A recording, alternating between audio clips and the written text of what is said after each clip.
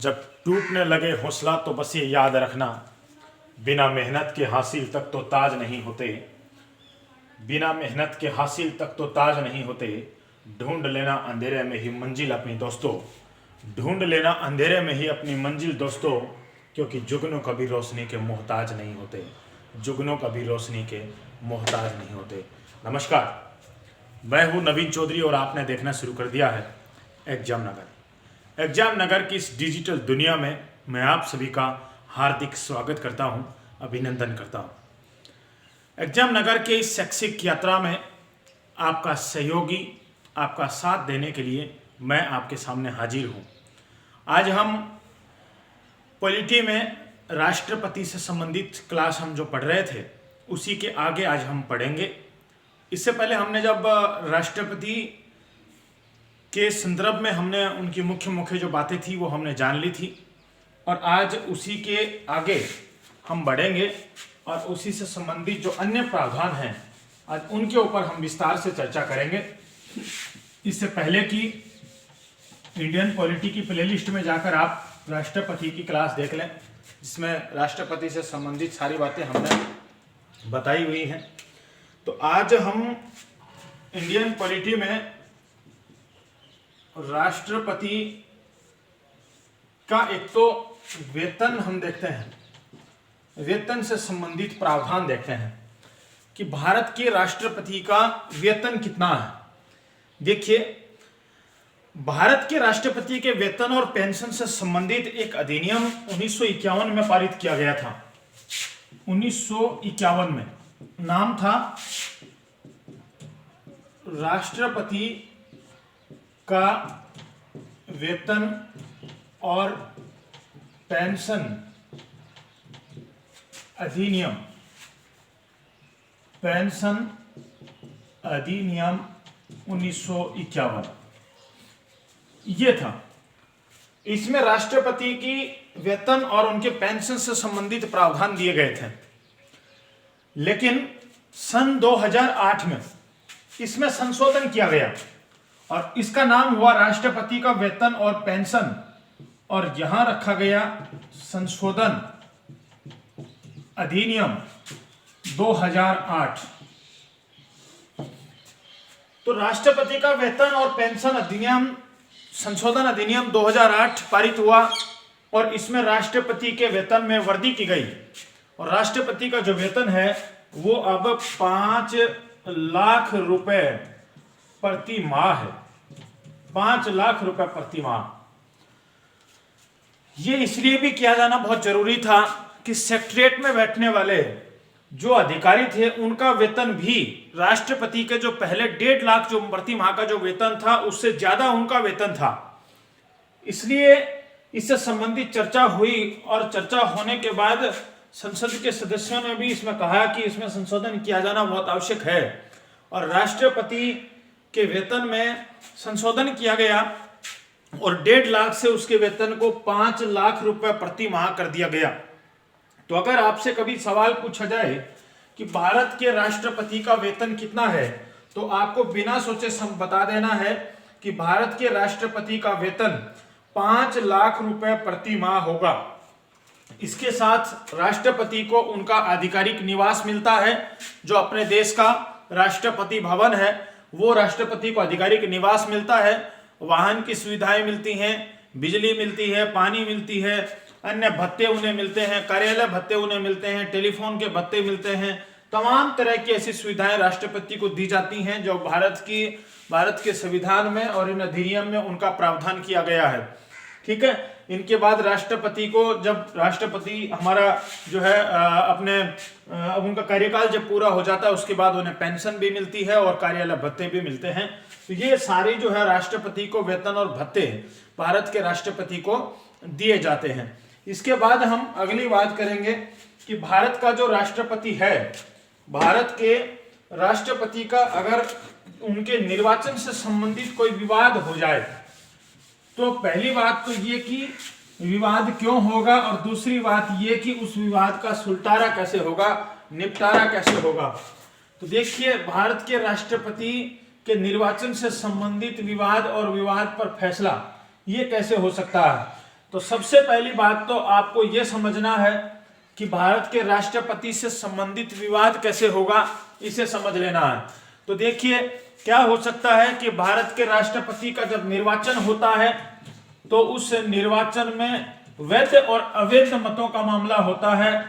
तो जो अवैध और वैध जो मत होते हैं इनके ऊपर कोई विवाद हो सकता है और उस विवाद को सुप्रीम कोर्ट में चुनौती दी जा सकती है। नो डाउट, इसमें कोई दिक्कत नहीं है। दूसरी बात यह है कि भारत का जो राष्ट्रपति है उस राष्ट्रपति के चुनाव में निर्वाचन पत्र में किसी प्रकार की खामी के संदर्भ में विवाद हो सकता है और उस विवाद के ऊपर भी जो है भारत की जो सुप्रीम कोर्ट है उसमें इस मामले को लगाया जा सकता है। एक होता है कि जो मतदाता होते हैं भारत के राष्ट्रपति के चुनाव में, जो मतदाता है मैं पहले ही बता चुका हूं इसके मतदाता कौन कौन होंगे।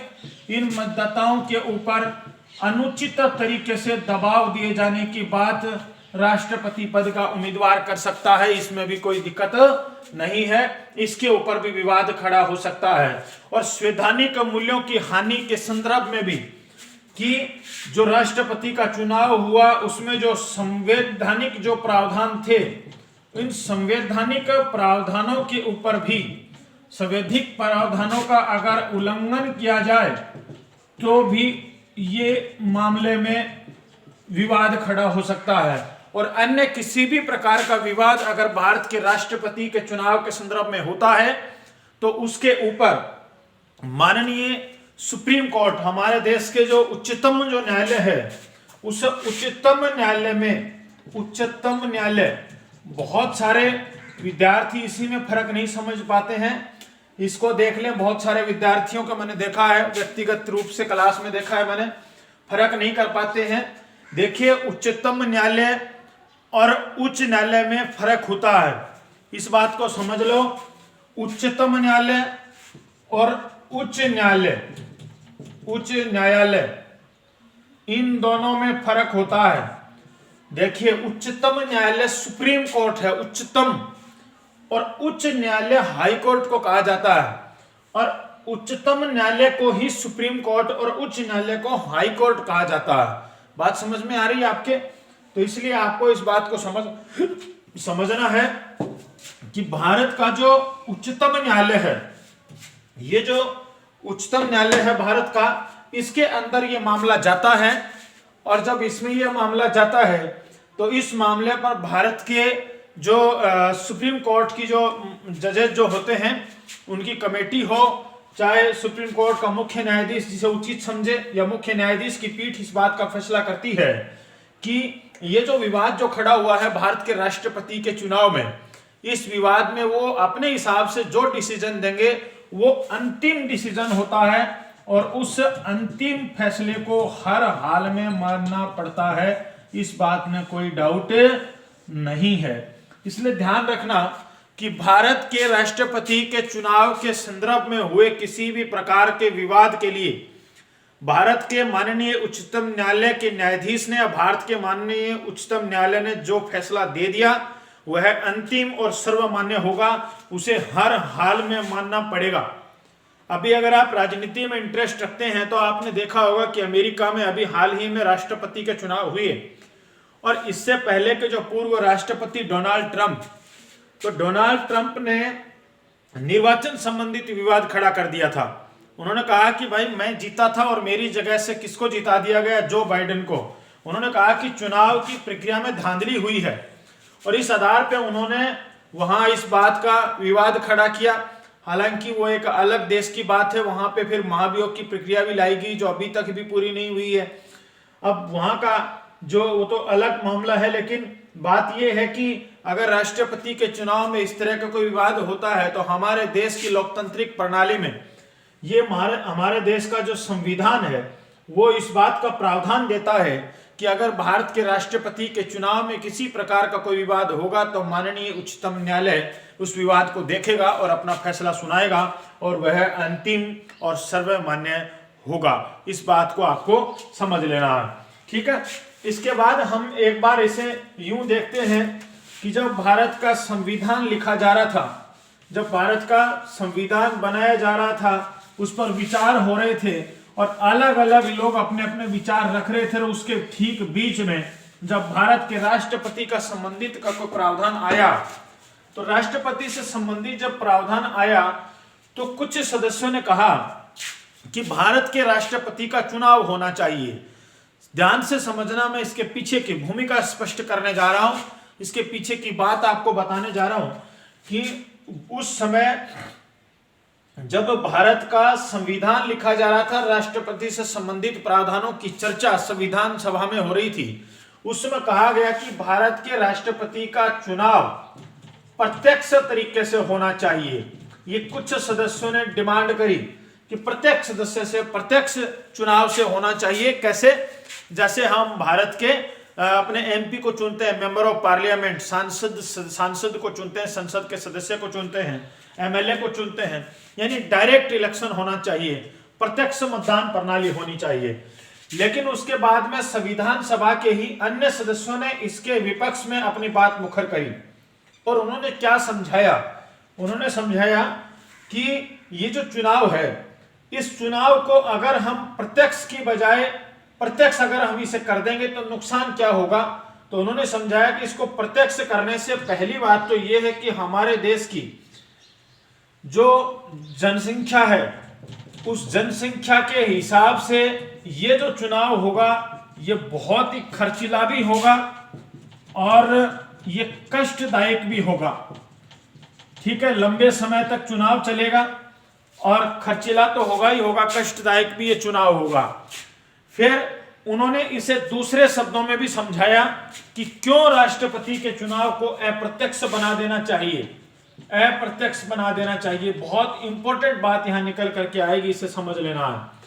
उन्होंने कहा कि अगर इस चुनाव को प्रत्यक्ष बनाएंगे तो भारत का जो प्रधानमंत्री है, जो कि एक बहुमत के आधार पर चुन करके आया है, भारत का प्रधानमंत्री, क्योंकि भारत का प्रधानमंत्री उस दल का नेता होता है जिस दल को हमने बहुमत देकर के भेजा है। जैसे वर्तमान में नरेंद्र मोदी है तो उनकी जो सत्ताधारी पार्टी है भारतीय जनता पार्टी, वो या फिर उनका जो एनडीए जो है, नेशनल डेमोक्रेटिक अलायंस, जिसे हम एनडीए गठबंधन के नाम से जानते हैं, ये जो एनडीए जो है, ये समझ लीजिए, चाहे उनकी सत्ताधारी पार्टी समझ लीजिए, उसे देश की जनता ने बहुमत दिया है। और जब बहुमत दिया है तो बहुमत देने के कारण ही उस दल के नेता के रूप में नरेंद्र मोदी को चुना गया, और चुनने के कारण ही उन्हें देश का प्रधानमंत्री बनाया गया। तो संविधान सभा के उस समय के सदस्यों ने कहा कि जो प्रधानमंत्री है, इस प्रधानमंत्री में जो कार्यपालिका की जो वास्तविक शक्तियां हैं, वो कार्यपालिका की वास्तविक शक्तियां किसमें निहित हैं? प्रधानमंत्री में। और वो कहते हैं कि अगर प्रधानमंत्री में कार्यपालिका शक्तियां निहित होंगी और इसी जगह पे अगर हम राष्ट्रपति का इलेक्शन भी कैसे ही करवा देंगे, तो भारत के राष्ट्रपति भी ये बात कहेगा कि मैं भी कैसे चुन करके आया हूं, जनता के द्वारा चुन करके आया हूं। यानी कि ये कहेंगे कि मुझे भी क्या मिला है? बहुमत मिला है। और भारत का प्रधानमंत्री क्या कहेगा कि मुझे भी क्या मिला है? बहुमत मिला है। और इस सिचुएशन के अंदर दोनों के अंदर आपसी में एक प्रतिस्पर्धा एक झगड़े का रूप ले लेगी, और जब झगड़े का रूप लेगी तो देश के अंदर देश की जो सरकार है वो चलनी बहुत मुश्किल हो जाएगी। और जब चलनी मुश्किल हो जाएगी तो उस समय इस झगड़े को मिटाने के लिए हमारे देश का माननीय उच्चतम न्यायालय इसी झगड़े के लिए लगा रहेगा, और इस झगड़े में लगा रहेगा तो देश के अंदर अमन चैन की कभी भी बात हम सोच भी नहीं सकते हैं। इसलिए संविधान निर्माताओं ने भारत के राष्ट्रपति के चुनाव को अप्रत्यक्ष मतदान प्रणाली के द्वारा चुनना सही समझा। इसके साथ एक बहुत इंपॉर्टेंट बात और भी है प्यारे मित्रों। अप्रत्यक्ष क्यों समझा? उन्होंने इसका एक कारण और भी समझा कि अगर सत्ताधारी पार्टी ही चुन देगी, यानी कि भारत के राष्ट्रपति का चुनाव, अगर उस चुनाव के अंदर संसद सदस्य ही वोट दें, संसद सदस्य ही वोट दें और कोई वोट ना दे पाए, तो भी क्या हो सकता था कि भारत का जो राष्ट्रपति है वो भारत का राष्ट्रपति प्रधानमंत्री या इनकी सरकार के कठपुतली के रूप में देखा जा सकता था। इसलिए संविधान निर्माताओं ने कहा कि ऐसा नहीं करेंगे। देश के प्रत्येक मतदाता का जो है वोट भारत के राष्ट्रपति को अप्रत्यक्ष पद्धति से मिलना चाहिए। तो कैसे मिलेगा, इसके लिए प्रावधान किया गया कि भारत के राष्ट्रपति को संसद सदस्य तो वोट देंगे ही देंगे, इसके साथ भारत की राज्यों की जो विधानसभाएं हैं, राज्यों की विधानसभाएं, ये विधानसभाओं के सदस्य भी क्या करेंगे, वोट करेंगे। ठीक है, विधानसभाओं के पांडिचेरी, दिल्ली, केंद्र शासित प्रदेश, इनके भी जो सदस्य हैं विधानसभाओं के, वो भी क्या क्या करेंगे, यहाँ पे वोट करेंगे।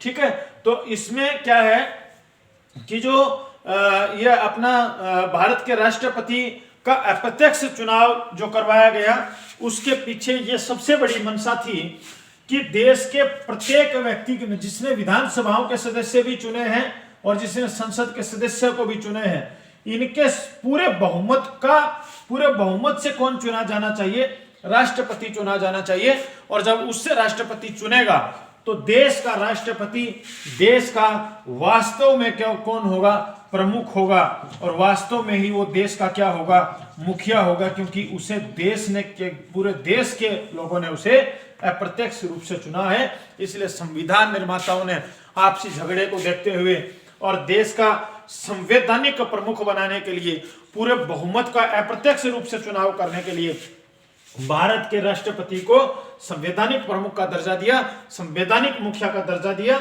और उन्हें प्रमुख माना गया। जबकि वास्तविक रूप से कार्यपालिका की शक्ति भारत के प्रधानमंत्री और उसकी मंत्रिपरिषद में निहित कर दी गई। तो इसलिए इस तरह की व्यवस्था कर दी गई। कई बार यूपीएससी में, आरपीएससी में जो प्रश्न जो आते हैं, जो लिखने वाले जो जिसे प्रश्न अपन कहते हैं, लघुतरात्मक हो, निबंधात्मक हो, ऐसे जो प्रश्न आते हैं, उन परीक्षाओं के अंदर डिस्क्रिप्टिव टाइप जो क्वेश्चंस होते हैं, उनमें इस तरह का प्रश्न पूछ लिया जाता है कि संविधान निर्माताओं ने भारत के राष्ट्रपति को अप्रत्यक्ष चुनाव प्रणाली से चुना जाना ही बेहतर क्यों समझा, कारण स्पष्ट कीजिए, या विस्तार से बताइए, या प्रकाश डालिए, या आप क्या सोचते हैं। ऐसा प्रश्न बहुत बार पूछ लेता है। तो आपको उस बात को समझ लेना है, ध्यान से इस बात को समझ लेना है। शॉर्ट शब्दों में इस बात को आपको बता देना है कि देश के प्रधानमंत्री में कार्यपालिका की वास्तविक शक्ति निहित होती है, जबकि उसके लिए नॉमिनेट होता है भारत का राष्ट्रपति। और इनकी शक्तियों के बीच में किसी प्रकार की कंट्रोवर्सी नहीं हो, आपसी झगड़े की स्थिति नहीं बने, इसलिए भारत के राष्ट्रपति को संवैधानिक प्रमुख का दर्जा दिया गया। और संवैधानिक प्रमुख का दर्जा दिए जाने के पीछे यह भी मंशा थी कि भारत का जो राष्ट्रपति है उसे संसद सदस्य ही नहीं, उसे राज्य की विधानसभाओं के सदस्य भी वोट करें, जिससे देश के प्रत्येक मतदाता का जो है अप्रत्यक्ष रूप से भारत के राष्ट्रपति को उनका वोट प्राप्त हो सके। और देश की छोटी छोटी जो पार्टियां हैं, राज्यों की छोटी छोटी जो पार्टियां हैं, जिनके कुछ सदस्य विधानसभाओं में हैं, उन पार्टियों को भी इस बात का मौका मिले कि वो भी देश के राष्ट्रपति को चुनने में अपनी भूमिका अदा कर सकें, या देश के राष्ट्रपति के चुनाव में अपना वोट वो दे सकें। इसलिए इस तरह के प्रावधान भारत के राष्ट्रपति के संदर्भ में किए गए। तो आपको इन बातों को बहुत ध्यान से समझ लेना है। किसी प्रकार की कोई दिक्कत हो तो आप मुझे कमेंट्स बॉक्स में लिख करके भेज दीजिएगा, मैं आपके जवाब का हर संभव, आपके सवाल का हर संभव जवाब दूंगा। इसके बाद ऐसा है कि भारत का संविधान निर्माताओं ने इस बात को भी देखा कि अगर देश में कोई ऐसा राष्ट्रपति बन जाए जो देश के संवैधानिक मूल्यों का ही हनन करने लग जाए, संविधान का उल्लंघन करने लग जाए, तो इस प्रकार के राष्ट्रपति का हम क्या कर सकते हैं।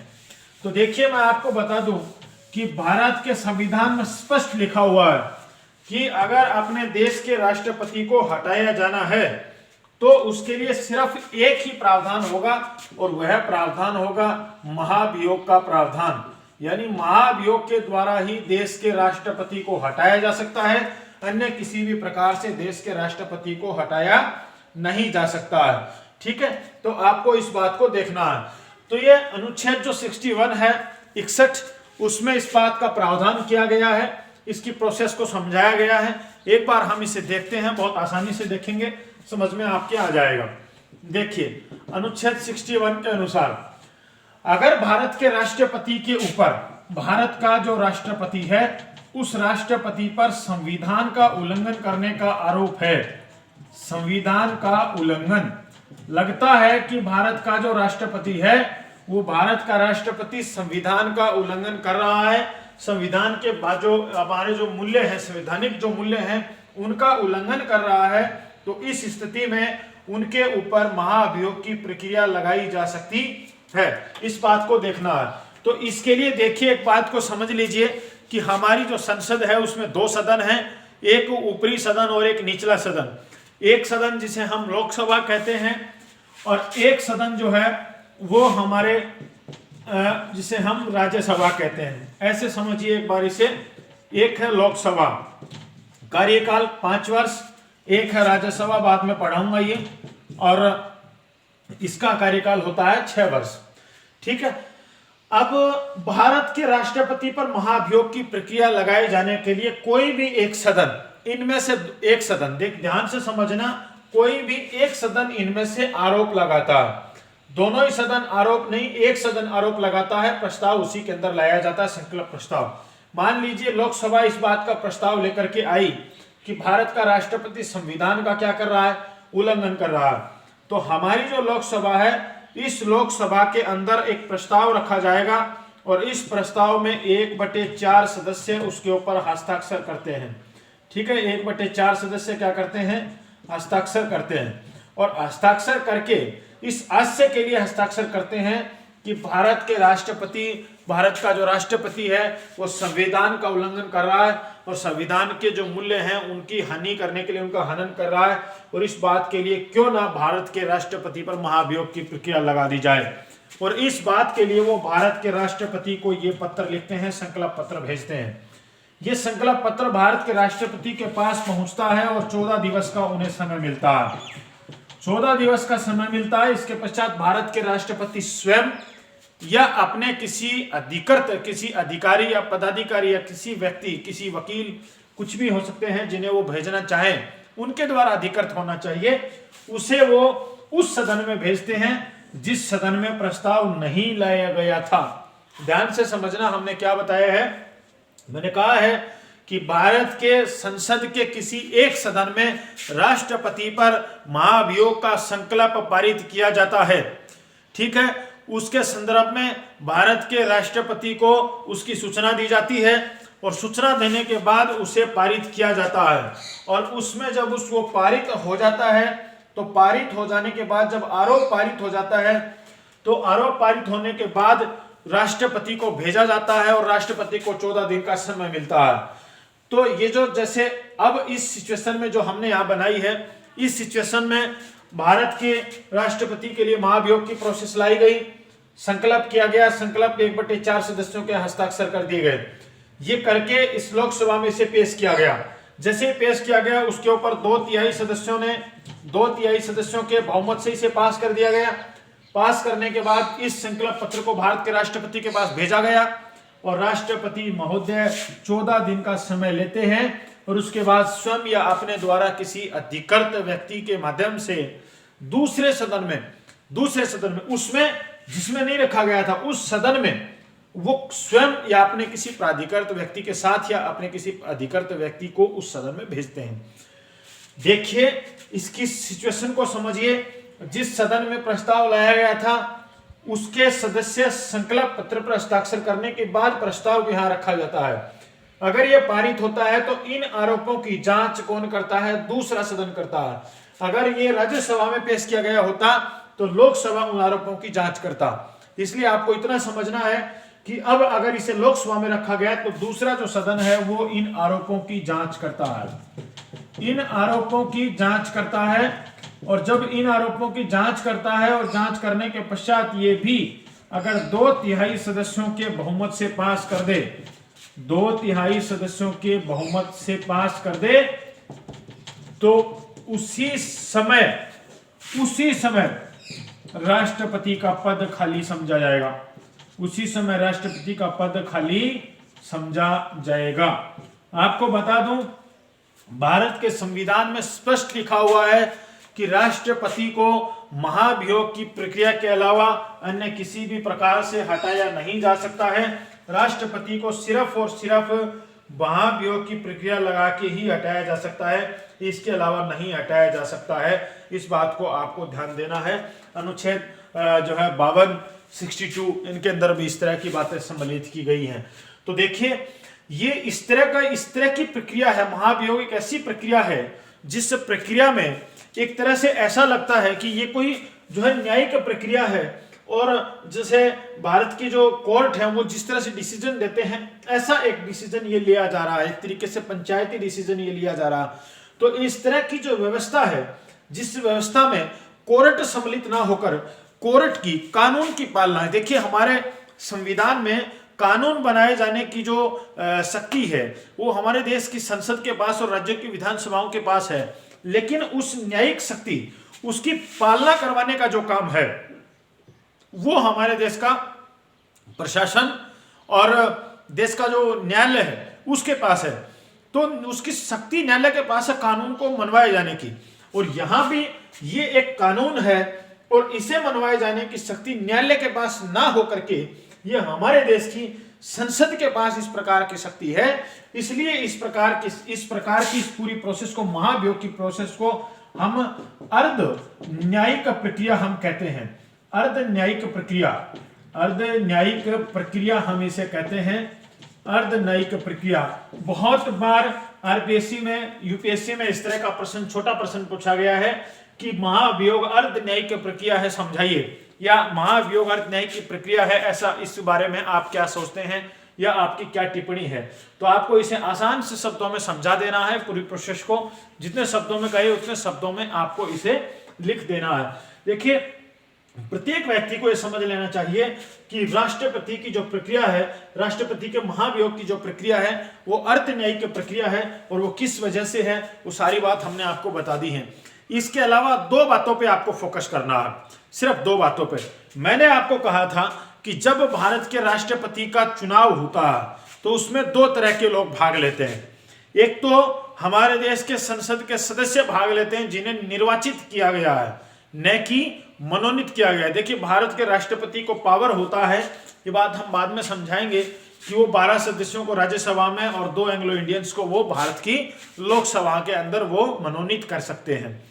लेकिन राष्ट्रपति के चुनाव में इन लोगों को किसी भी प्रकार से मत देने का अधिकार नहीं होता है, इस बात को आपको समझना। यानी सबसे पहली बात तो ये कि अगर संसद सदस्यों की बात होगी तो संसद के निर्वाचित सदस्य ही इसमें भाग लेते हैं। किसमें भाग लेते हैं? राष्ट्रपति के चुनाव में। ध्यान से समझना इस बात को कि राष्ट्रपति के चुनाव में संसद के निर्वाचित सदस्य भाग लेते हैं। दूसरी बात है कि इसमें राज्यों की विधानसभा के निर्वाचित सदस्य भाग लेते हैं। निर्वाचित सदस्य भाग लेते हैं। देखिए इस बात को समझिए कि भारत के राष्ट्रपति के चुनाव में दो तरह के लोग भाग लेते हैं। मैंने अभी थोड़ी देर पहले आपको समझाया था अप्रत्यक्ष मतदान प्रणाली के संदर्भ में, इससे पहले वाले वीडियो में भी अच्छे समझाया था कि भारत के राष्ट्रपति का जब चुनाव होगा तो संसद के निर्वाचित सदस्य भाग लेंगे, जिन्हें मनोनीत किया गया वो कभी भी भाग नहीं लेंगे। ठीक है। और दूसरा, राज्यों की विधानसभाओं के निर्वाचित सदस्य भाग लेते हैं, उनके भी मनोनीत सदस्य इसके अंदर भाग नहीं लेते हैं। विधानसभाओं में हमारे यहाँ मनोनीत करने की परंपरा नहीं है, लेकिन कई राज्यों में विधान परिषद है, जैसे यूपी में, तो उनके वहाँ विधान परिषद के जो सदस्य होते हैं उसमें कुछ मनोनयन की शक्तियां राज्यपाल को होती हैं, तो वो लोग भी इसके अंदर भाग नहीं लेते हैं। अब आप दूसरी बात को समझिए कि अगर भारत के राष्ट्रपति पर महाभियोग की प्रक्रिया लगाई जानी है तो इस स्थिति में आपको यह समझना है कि अब महाभियोग की प्रक्रिया में शामिल कौन होगा। तो मैंने इस पूरी प्रोसेस में आपको समझाया कि इसमें लोकसभा और राज्यसभा के ही सदस्य शामिल हुए हैं या विधानसभा के सदस्य शामिल नहीं हुए। इसलिए एक तो इस बात को समझना, इन दोनों ही बातों का विरोध महाभियोग की प्रक्रिया में होता है। सबसे पहला तो ये, उसने कहा था कि संसद के निर्वाचित सदस्य उसके चुनाव के अंदर शामिल होते हैं। महाभियोग में कहता है कि निर्वाचित तो शामिल होंगे ही होंगे, लेकिन यहां मनोनीत भी शामिल होंगे, और ये दोनों लोग मिलकर के भारत के राष्ट्रपति के ऊपर महाभियोग की प्रक्रिया लगाएंगे। दूसरी बात यह है कि उनके चुनाव में राज्यों की विधानसभाओं के निर्वाचित सदस्यों ने भाग लिया था, लेकिन महाभियोग की प्रक्रिया में राज्यों की विधानसभाओं के सदस्यों को भाग लेने की अनुमति नहीं है। ध्यान से समझ लेना, भारत के राष्ट्रपति के महाभियोग की प्रक्रिया में उन लोगों को अनुमति नहीं दी गई जिन्होंने भारत के राष्ट्रपति के चुनाव में भाग लिया था, और उनको अनुमति दी गई है जिन्होंने उसके अंदर भाग नहीं लिया था। दोनों बातें एक दूसरे में विरोधाभास उत्पन्न करती हैं। ध्यान से इस बात को समझ लेना, आपके समझ में ये बात आ गई होगी। अब हम इसके बाद अगली बात करते हैं भारत के राष्ट्रपति की शक्तियों के संदर्भ में। शक्तियों की बात हम अब करेंगे। तो आपको यह समझना है कि भारत के राष्ट्रपति के पास कौन कौन सी शक्तियां हैं जिनका भारत के राष्ट्रपति प्रयोग कर सकते हैं, इस बात को हमें ध्यान से समझना। तो देखिए भैया, भारत के राष्ट्रपति की शक्तियों को हम देखते हैं। राष्ट्रपति की शक्तियां, तो पहले तो ये देख लीजिए कि भारत के राष्ट्रपति के पास शक्तियां कौन कौन सी हैं, इस बात को देख लीजिए। देखिए, भारत के राष्ट्रपति के पास विधायी शक्ति है, ठीक है, विधायी शक्ति। भारत के राष्ट्रपति के पास कार्यपालिका शक्ति है, कार्यपालिका शक्ति। उनके पास सैन्य शक्ति है, सैन्य शक्तियां, विधायी शक्तियां,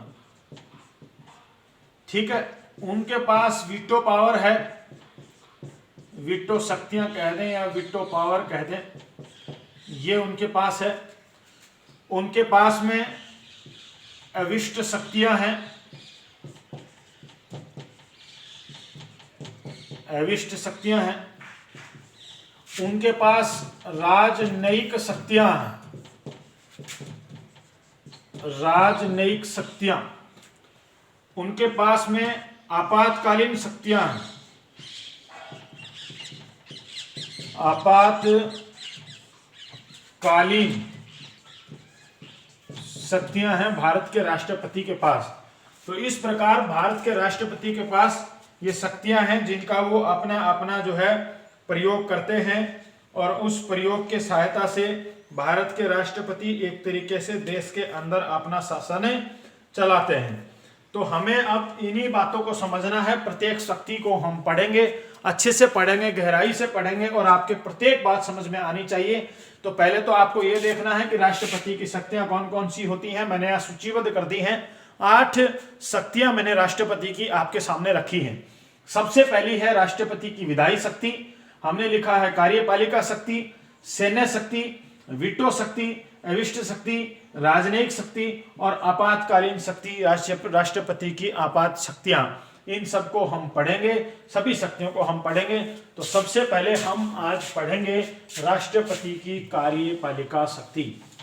आइए हम देखते हैं राष्ट्रपति की कार्यपालिका शक्ति। देखिए भैया,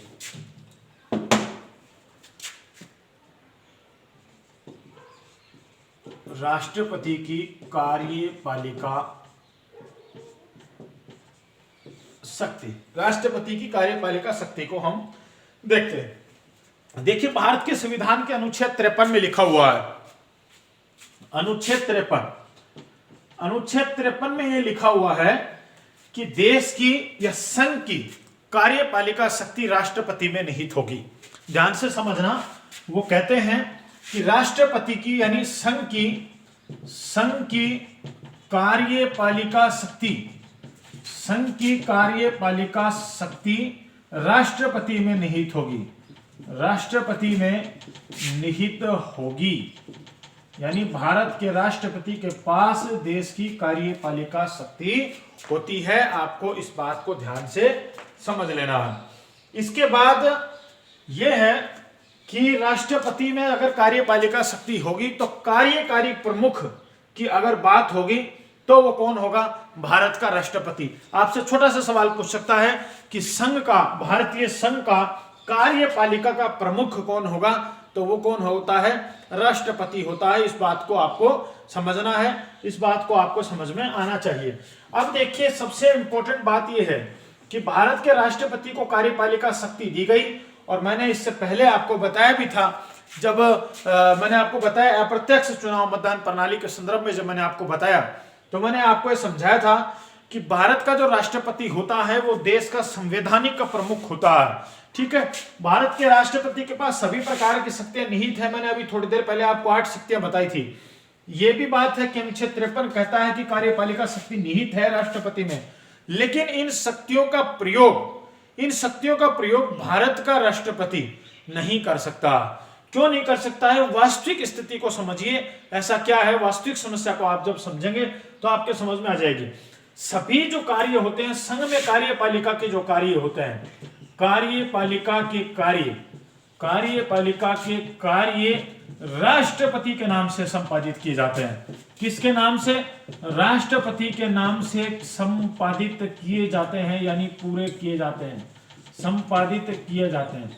देखिए, इस बात को समझिए कि जब भी कोई कार्यपालिका के कार्य होंगे तो उसमें भारत के राष्ट्रपति के नाम से ही होंगे, और भारत के राष्ट्रपति ही उस कार्य को, उन्हीं के नाम से वो कार्य संपादित किए जाते हैं। लेकिन हमारे देश में 1976 से पहले, 1976 से पहले इस तरह का जो है संविधान में लिखा गया था कि जो भारत का राष्ट्रपति है उसमें कार्यपालिका की शक्ति, संघ की कार्यपालिका शक्ति राष्ट्रपति में निहित होगी और कार्यपालिका के कार्य राष्ट्रपति ही करेंगे, ऐसा लिखा हुआ था। लेकिन 42वां संविधान संशोधन हुआ 1976 में। जैसे 1976 में 42वां संविधान संशोधन हुआ, 42वां संविधान संशोधन हुआ, तो उसके अंदर जो अनुच्छेद 74(1) है, अनुच्छेद 74, उसके अंदर 1 नाम से एक अलग से प्रावधान बनाया गया और इस प्रावधान के अंदर लिखा गया 1976 में 42वें संविधान संशोधन में अनुच्छेद 74 के अंदर 1 एक अन्य उपबंध बनाया गया और इसके अंदर एक बात लिखी गई कि राष्ट्रपति, इसमें लिखा गया कि राष्ट्रपति अपनी सहायता के लिए बहुमत दल के नेता को प्रधानमंत्री की नियुक्ति करेंगे, प्रधानमंत्री के रूप में नियुक्त करेंगे। ठीक है, यहां तक की बात ठीक है। लेकिन इसके अंदर यह बात लिखी गई कि भारत के राष्ट्रपति संघ के प्रधानमंत्री और उसके अन्य जो मंत्री हैं, संघ के प्रधानमंत्री और अन्य जो उसकी मंत्री परिषद है, इस मंत्री परिषद के द्वारा दी गई सलाह को मानने के लिए आबद्ध होंगे, यानी कि वो बाउंड होंगे और उन्हें उनकी सलाह माननी पड़ेगी। यानी अगर भारत के राष्ट्रपति को देश का प्रधानमंत्री और उसकी मंत्री परिषद अगर किसी काम के लिए लिख करके भेजते हैं, कोई सलाह लिख करके भेजते हैं, कोई भी राष्ट्रपति को कोई जो है एक तरीके से वो निर्देश अगर देते हैं कि हम ये काम करना चाहते हैं, तो भारत के राष्ट्रपति की ये मजबूरी होगी कि उन्हें इसके ऊपर हस्ताक्षर करने पड़ेंगे। ऐसा प्रावधान 42वें संविधान संशोधन में 1976 में अनुच्छेद 74 के भाग 1 के अंदर ऐसी बात लिखी गई है। तो आपको इसे समझना है, 1976 से पहले ऐसा प्रावधान नहीं था कि भारत का राष्ट्रपति मंत्री परिषद और प्रधानमंत्री की सलाह को माने तो माने और नहीं माने तो नहीं माने। लेकिन वर्तमान में ऐसा नहीं है, क्योंकि वर्तमान में संविधान में ही संशोधन कर दिया गया कि अगर ऐसी सिचुएशन आती है, भारत की मंत्री परिषद और उसके मुखिया प्रधानमंत्री अगर राष्ट्रपति को कोई बात लिख करके भेजते हैं और उसे राष्ट्रपति यह कह के लौटा सकता है कि यह बात आप इसके अंदर कुछ संशोधन करें, यह कह के लौटा सकता है। यह प्रावधान 74 में अब भी है।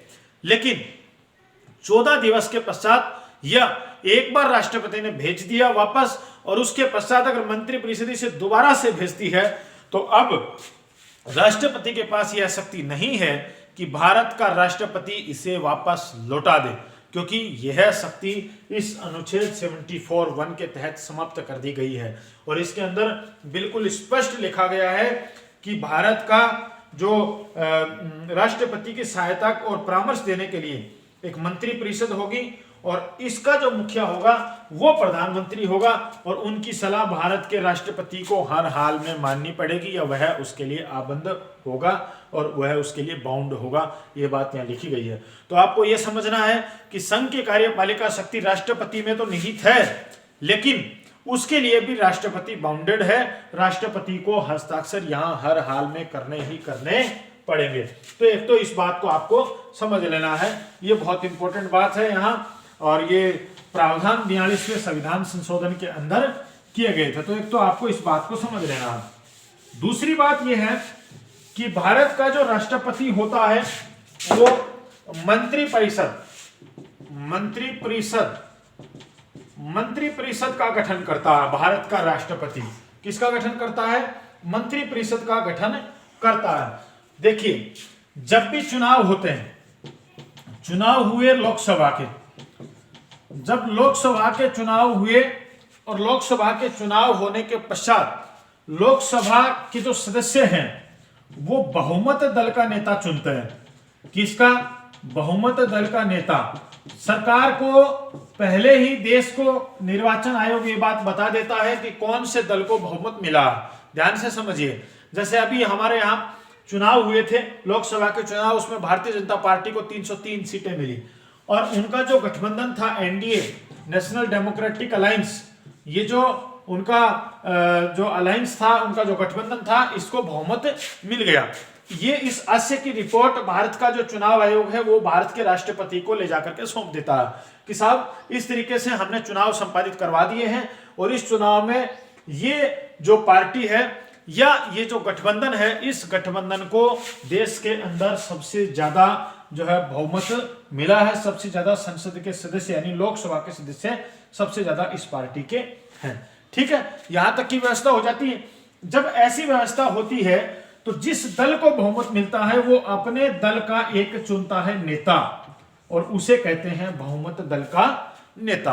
अब बहुमत दल का नेता जो है वो राष्ट्रपति के पास जाता है, इस पार्टी का अध्यक्ष भारत के राष्ट्रपति से जाकर के मिलता है और भारत के राष्ट्रपति को वो कहते हैं कि साहब हमारी पार्टी को देश ने जनादेश दिया है और उस जनादेश के आधार पर अब हमारी तरफ से इस व्यक्ति को बना दिया जाए प्रधानमंत्री। तो भारत का राष्ट्रपति अनुच्छेद 74 के तहत भारत का राष्ट्रपति उस व्यक्ति को प्रधानमंत्री नियुक्त कर देता है।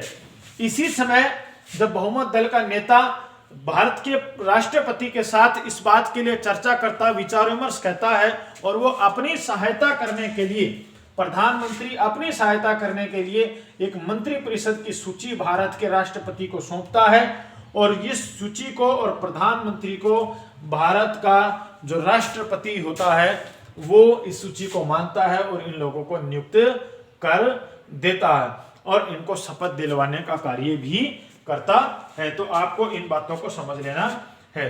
ठीक है, तो इस तरीके से जो प्रधानमंत्री और उनकी मंत्री परिषद को भारत का राष्ट्रपति नियुक्त कर देता है। इसीलिए ऐसा कहा जाता है कि हमारे देश की जो मंत्री परिषद होती है वो लोकसभा के प्रति उत्तरदायी होती है। अब देखिए, अगर ऐसा उपबंध हो जाए कि जो हमारा जो बहुमत दल का जो नेता है वो बहुमत दल का नेता संसद का सदस्य ही नहीं है, अगर ऐसी सिचुएशन पैदा हो जाए कि बहुमत दल, किसी दल को बहुमत प्राप्त हो गया, मान लीजिए एनडीए को बहुमत प्राप्त हो गया, ठीक है, और उसमें से आप प्रधानमंत्री हो चाहे मंत्री परिषद हो, अगर वह उस सदन से लोकसभा में या राज्यसभा में वह सदस्य ही नहीं है, यानी कि वह संसद का सदस्य नहीं है, समझिए बात को कि संसद का सदस्य नहीं है और उसे सत्ताधारी जो पार्टी है जिसे बहुमत प्राप्त हुआ है वह पार्टी अगर भारत के राष्ट्रपति को कहे कि इस व्यक्ति को राष्ट्रपति बना दीजिए, इस व्यक्ति को भारत का प्रधानमंत्री बना दीजिए, इस व्यक्ति को मंत्री परिषद का सदस्य बना दीजिए, और यह व्यक्ति अभी तक संसद का सदस्य नहीं है, तो भारत के राष्ट्रपति के पास यह शक्ति है कि वो उस व्यक्ति को भारत का प्रधानमंत्री या मंत्री परिषद का सदस्य नियुक्त कर सकते हैं, बशर्ते कि उसे 6 माह में आने वाले 6 माह में उसे सदस्यता लेनी पड़ेगी, उसे सदस्यता लेनी पड़ेगी। ठीक है, जैसे इस बार का चुनाव हुआ, इस बार के चुनाव में डोकलाम जो विवाद हुआ था, पिछली बार जो डोकलाम विवाद हुआ था, उस डोकलाम विवाद में भारत के जो फॉरेन सेक्रेटरी थे, विदेश सचिव एस जयशंकर, उनकी बहुत महत्वपूर्ण भूमिका थी और उसी की भूमिका के कारण डोकलाम विवाद में हमने सफलता प्राप्त की थी, जो चीन के साथ डोकलाम के अंदर हुआ था। तो भारत के प्रधानमंत्री को रास आ गए एस जयशंकर, और जब एस जयशंकर रास आ गए तो उनकी बौद्धिक क्षमता, उनके व्यक्तित्व और उनकी जो काम करने का जो तरीका है, शैली है, उसको हमारे देश के प्रधानमंत्री बनाना चाहते थे। और इसी के लिए देश के प्रधानमंत्री ने जब मंत्री परिषद का गठन हुआ तो उस मंत्री परिषद के गठन में राष्ट्रपति को एक सूची सौंपी जिसमें एस जयशंकर का भी नाम था। किसका? एस जयशंकर का भी नाम था। और एस जयशंकर ने तो कहीं से चुनाव लड़ा ही नहीं था। तो प्रधानमंत्री ने एस जयशंकर से इस्तीफा दिलवाया। फॉरेन सेक्रेटरी थे, इंडियन फॉरेन सर्विस आईएफएस के जो है ये अधिकारी थे। एस जयशंकर से इस्तीफा दिलवाया। एस जयशंकर को मंत्री परिषद का अंदर विदेश मंत्री बना दिया गया। तो भारत के विदेश मंत्री वर्तमान में कौन है? एस जयशंकर। और एस जयशंकर मंत्री परिषद के सदस्य बना दिए गए, लेकिन वो संसद के किसी भी सदन के सदस्य नहीं थे। इसलिए राष्ट्रपति ने कहा कि एस जयशंकर को 6 माह के अंदर संवैधानिक प्रावधानों के अनुसार, भारत के जो है संविधान के जो प्रावधान है उनके अनुसार एस जयशंकर को आने वाले 6 माह के अंदर अंदर संसद की सदस्यता लेनी पड़ेगी। और इसके लिए एस जयशंकर को बाद में जो है राज्यसभा का जो सदस्य जो है वो बनवा दिया गया। राज्यसभा से वो जीत करके, राज्यसभा में वो जीत करके और आ गए और वो संसद के सदस्य बन गए। इसी तरह अमेठी से चुनाव लड़ा था स्मृति ईरानी ने। पिछले जब 2014 वाले इलेक्शन में, तब अमेठी राहुल गांधी का विधानसभा क्षेत्र था। ठीक है, और उसके अंदर स्मृति ईरानी चुनाव हार गई थी।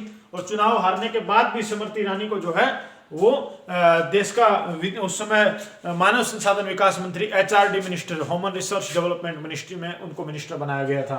काफी विवाद हुआ था। तो वो उस समय वो भी चुनाव हारी हुई थी। चुनाव हारने के बाद ही उन्हें बनाया गया था, लेकिन फिर भी उन्हें राज्यसभा की सदस्यता उन्हें दिलवा दी गई थी। तो इस तरह से ये जो हमारा देश का जो राष्ट्रपति हैं, वो देश के राष्ट्रपति किसी भी व्यक्ति को मंत्री परिषद का या किसी व्यक्ति को जो है प्रधानमंत्री, ऐसे व्यक्ति को भी नियुक्त कर सकते हैं जो हमारे देश में संसद के किसी भी सदस्य का, संसद के किसी भी जो सदन है उसका वो सदस्य नहीं है, फिर भी वो उसे मंत्री परिषद में शामिल कर सकते हैं या उसे प्रधानमंत्री बना सकते हैं। इस बात को आपको समझना है। दूसरी बात है कि भारत के जो राष्ट्रपति होते हैं वो आयोग का गठन करते हैं कार्यपालिका शक्ति के अंतर्गत। आयोग हैं बहुत सारे, जैसे देश के अंदर वित्त आयोग है, ठीक है, अनुसूचित जाति आयोग है, अनुसूचित जनजाति आयोग है, ठीक है, ये अपनी यूपीएससी है, ठीक है, संघ लोक सेवा आयोग है यूपीएससी, और राजभाषा आयोग है। यानी कि वो इसके तहत आयोग का गठन कर सकते हैं। इस बात को आपको याद रखना है, आयोग का गठन कर सकते हैं कौन? भारत के राष्ट्रपति।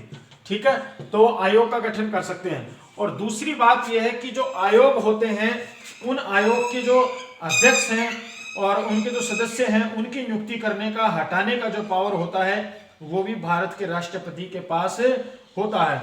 यानी कि जो उच्च पदाधिकारी हैं, उच्च पदाधिकारी, इन उच्च पदाधिकारियों को भी, उच्च पदाधिकारियों को हटाने का एवं उन्हें नियुक्त करने का अधिकार भी भारत के राष्ट्रपति के पास होता है।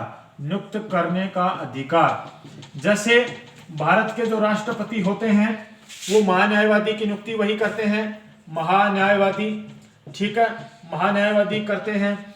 नियंत्रक और महालेखा परीक्षक की करते हैं, नियंत्रक व महालेखा परीक्षक की करते हैं।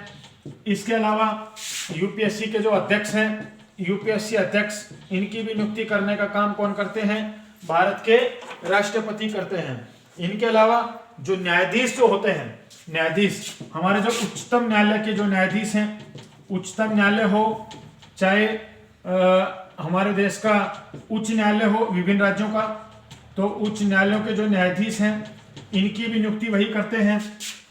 एक सबसे इंपॉर्टेंट राज्यपाल, विभिन्न जो राज्यों के राज्यपाल होते हैं या जो अपने केंद्र शासित प्रदेश है जिसमें उपराज्यपाल वहां का प्रमुख शासक वही होता है, तो उपराज्यपाल की सहायता से जो अपना राष्ट्रपति जो होते हैं वो उपराज्यपाल की सहायता से जो केंद्र शासित प्रदेश होते हैं उनके जो प्रमुख जो होते हैं उनका जो काम करने का जो शक्तियां जो होती हैं वो केंद्र शासित प्रदेशों को राष्ट्रपति में निहित होती हैं और उन्हीं का एक प्रतिनिधि के तौर पे वहां पहुंचता है उपराज्यपाल। तो राज्यपाल हो और चाहे उपराज्यपाल हो, ये दोनों ही जो पद होते हैं, ये दोनों ही पद राष्ट्रपति के प्रसदा पर्यंत ही कार्य करते हैं।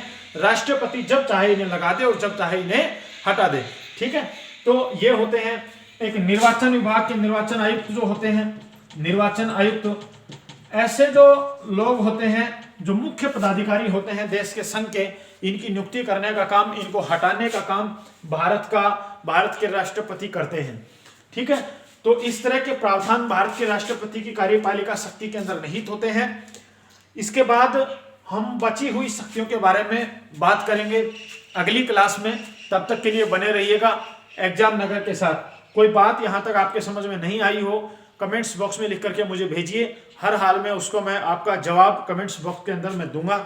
मेरे साथ अन्य किसी माध्यमों से जुड़े रहने के लिए टेलीग्राम पे आप सर्च करें जाकर EXAMNAGA एग्जाम नगर, लास्ट में डबल R आपको लगाना है, ये सर्च करें तो आप मेरे साथ जुड़ जाएंगे।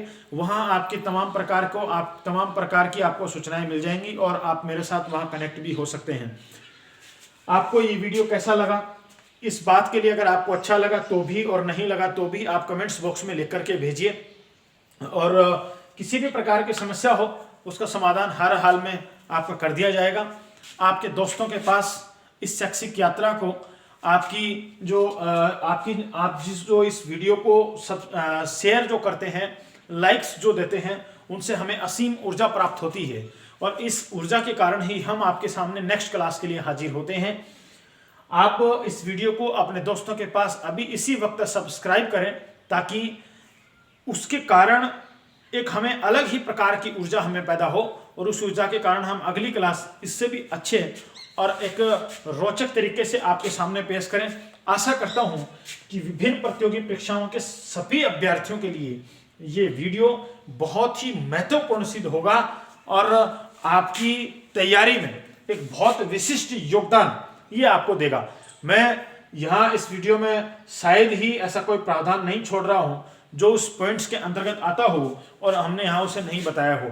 फिर भी कोई कमी बेसी रहेगी तो हम उसे बाद में मिसलिनियस क्लास लगाकर या टेस्ट के माध्यम से हम उन्हें पूरा कर देंगे।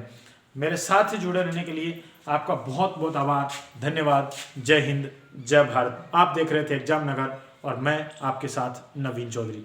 जय हिंद।